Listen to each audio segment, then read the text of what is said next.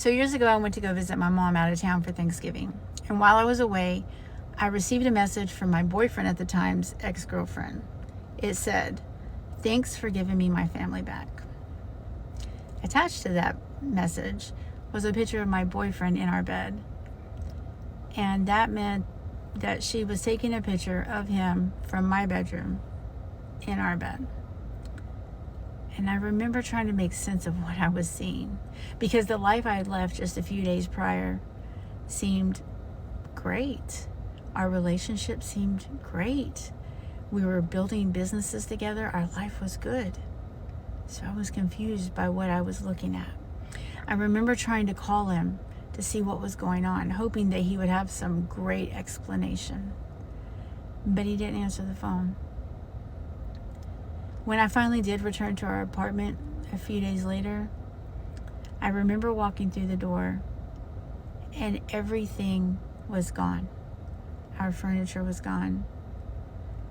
Things that we shared were gone. The life we were building together was gone.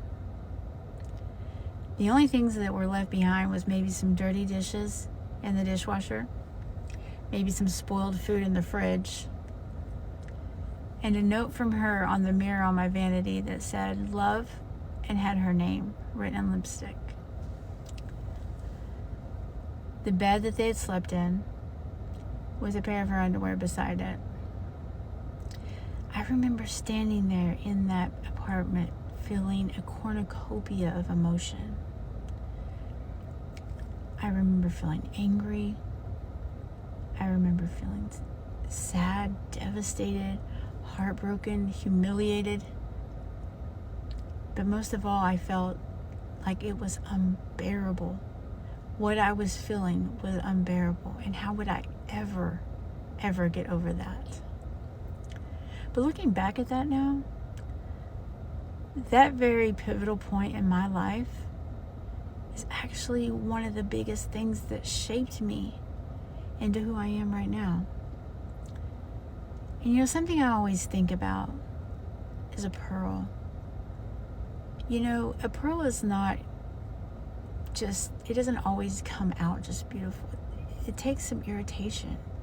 It's formed when sand or something irritant gets into the oyster, and the oyster covers it layer by layer by layer until it forms the pearl.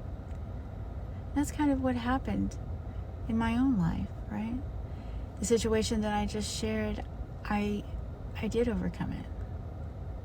And it started making me ask myself some questions like, what do I want?